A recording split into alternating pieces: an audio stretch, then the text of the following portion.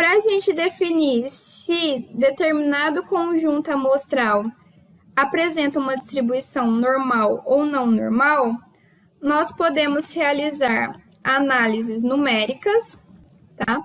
Que aí entra, por exemplo, valores como média, mediana, coeficiente de variação, tá? Eu vou explicar depois cada um para vocês. Skewness, que seria a mesma coisa de assimetria, e a kurtose. Lá no prisma está escrito assim, kurtose. Ou aportuguesando, kurtose, tá? Que vai avaliar a cauda da nossa distribuição, tá? Eu vou entrar em cada ponto com vocês no software, só para pontuar aqui quais que seriam os parâmetros que a gente pode analisar a normalidade, tá? Normalidade. Aqui é só alguns que eu coloquei. Então, análises numéricas, outro tipo de análises. Análises gráficas. Um tipo de gráfico que normalmente a gente utiliza bastante são os histogramas, tá? Que eu vou mostrar para vocês também. Histogramas. E os testes clássicos de normalidade.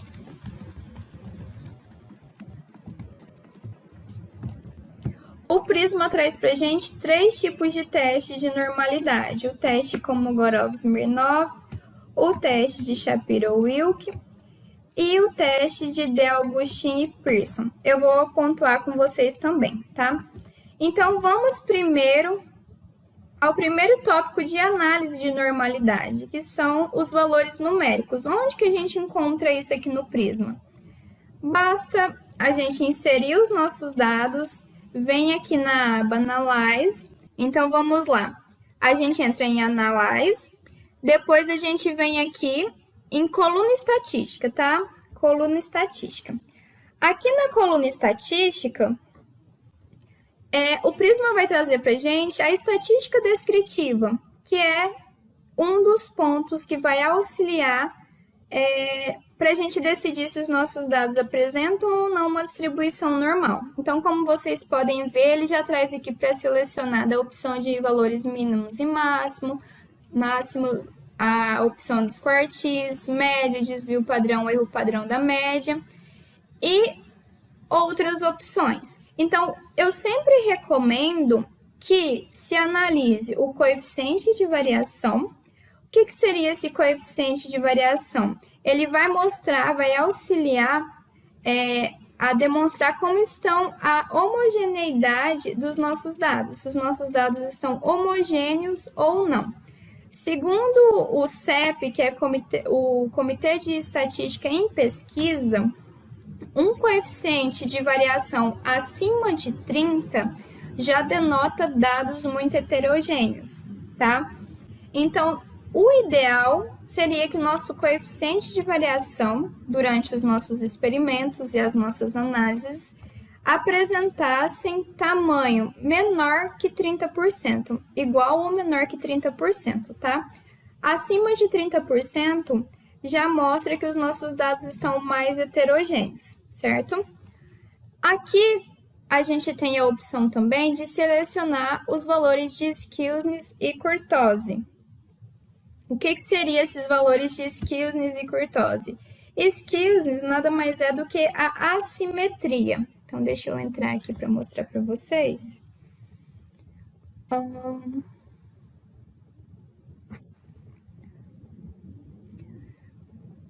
Quando a gente tem um valor de Skewness positivo, como que seria a distribuição desses nossos dados? Skewness positivo, a gente tem uma cauda da nossa distribuição mais alongada à direita e as amostras acumuladas à esquerda, tá? Então, o Skewness assimetria, se é assimétrico, não vai apresentar esse formato bonitinho, esse formato de distribuição normal. Skewness negativo ou assimetria negativa, a gente tem uma cauda mais alongada à esquerda e as amostras acumuladas à direita, tá? Skewness negativo. O prisma traz pra gente um range, tá? Um range que vai de +1 a -1. Dentro desse range de +1 a -1, o prisma considera os dados como apresentando uma distribuição normal. Claro, a gente está falando da área biológica, ciências biológicas. Então, na biologia, nada é perfeito, certo? Na matemática, as coisas até são bonitinhas, exatas. Mas quando a gente entra em ação no campo da biologia mesmo, não tem parâmetro exato, certinho. Por isso que a gente tem esse range. Então, eu particularmente nunca vi um skewness que dê igual a 0, tá? Então, o prisma traz esse range pra gente, e dentro desse range, de +1 a -1, nós consideramos a nossa distribuição como uma distribuição com tendência à normalidade, tá, gente?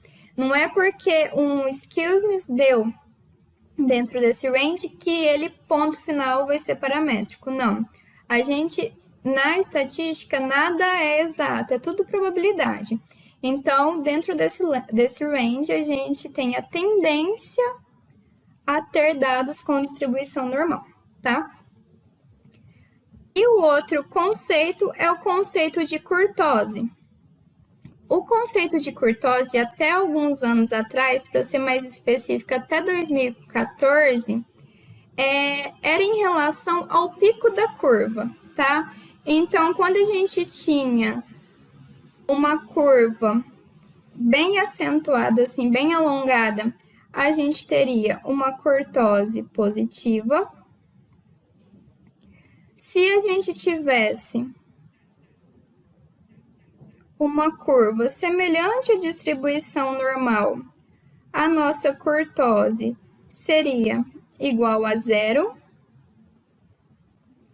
E se tivéssemos uma curva mais formando um platô mesmo, tá? Com dados bem homogêneos, a nossa kurtose seria negativa. A partir de 2014, negativo aqui.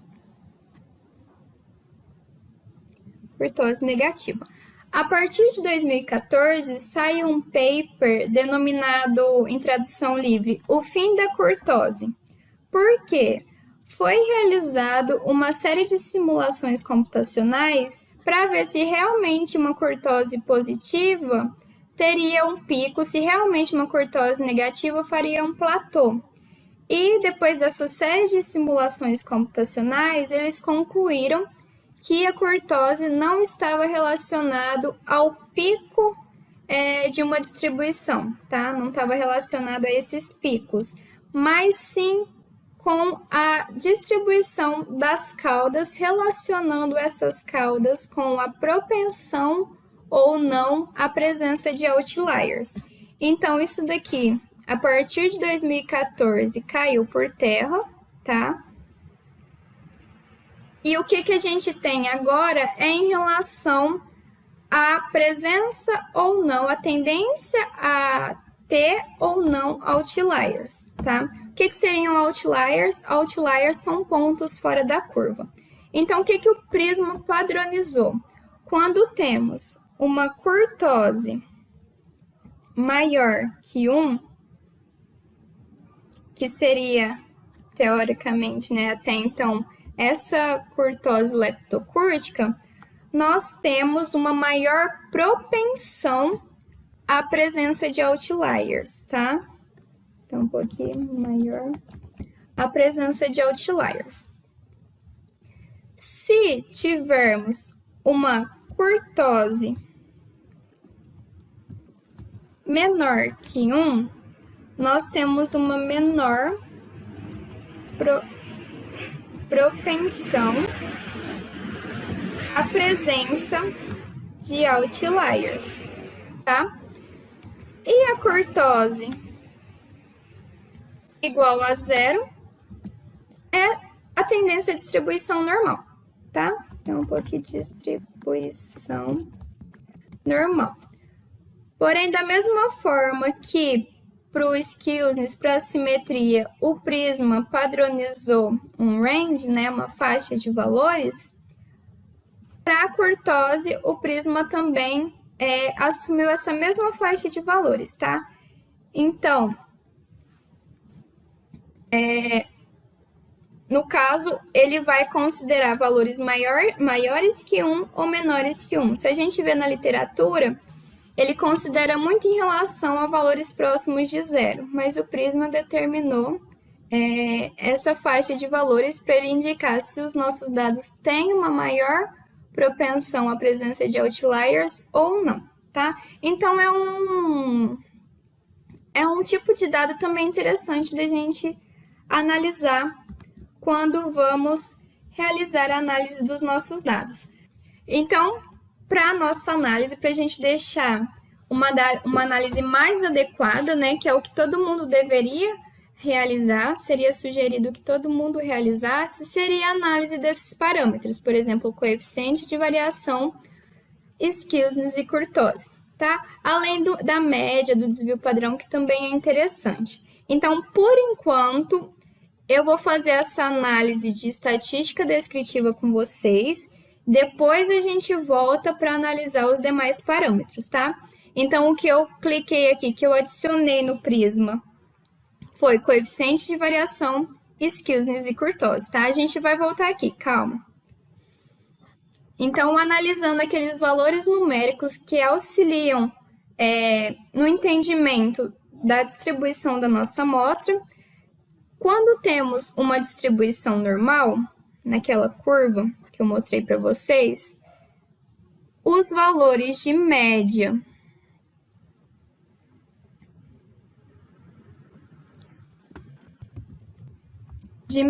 são, teoricamente na matemática seriam iguais, né? Mais próximos aos valores de mediana, também seriam próximos aos valores de moda. Então, é preconizado que um gráfico com distribuição normal apresente esses valores de média, mediana e moda próximos, tá? Então, um dos parâmetros que a gente pode analisar aqui no nosso software são se os nossos valores de mediana, se vocês quiserem marcar alguma coisa no prisma de vocês, é só vir aqui no baldinho de tinta, tá? Vocês conseguem mudar a cor também. Então, os valores de mediana e de média, como que estão os nossos valores referentes a essa análise? Então, sempre lembrem de comparar dentro do mesmo grupo, tá? Então, como estão os valores de média e mediana aqui? Estão próximos, né? E no grupo que foi tratado com a proteína, estão super próximos também. Essa primeira análise sugere que os nossos dados tendem à normalidade. Outro parâmetro que a gente pode analisar é o coeficiente de variação. Lembrando, o que seria o coeficiente de variação? O coeficiente de variação vai mostrar a homogeneidade dos nossos dados. Então, o coeficiente de variação até 30% denota dados homogêneos.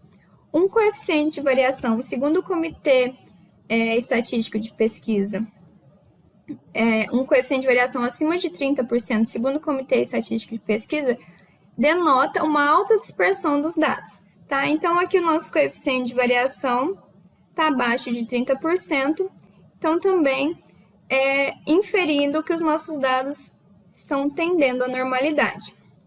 Outro parâmetro, conforme a gente discutiu, o parâmetro de assimetria, de skewness.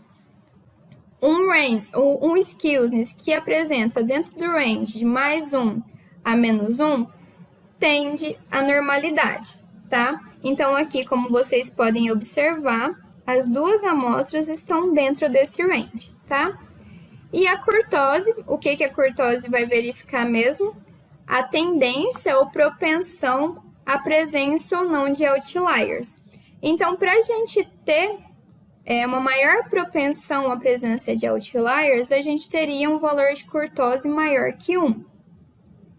Então, nesse grupo aqui que foi tratado com proteína, a gente tem a tendência, tem uma maior propensão, só lembrando, não estou falando que vai ter outlier na amostra. Tem uma maior propensão a ter algum tipo de outlier, mas não quer dizer que tenha outlier nessa amostra, tá? Então, aqui no grupo meio tá tudo certo, e o grupo tratado com a proteína tem uma maior propensão à presença de outliers, tá? Então, realizando essa análise mais global de valores numéricos, de valores numéricos, os nossos dados somente olhando valores numéricos, é necessário mais parâmetros. A gente não pode olhar um dado isolado, tá?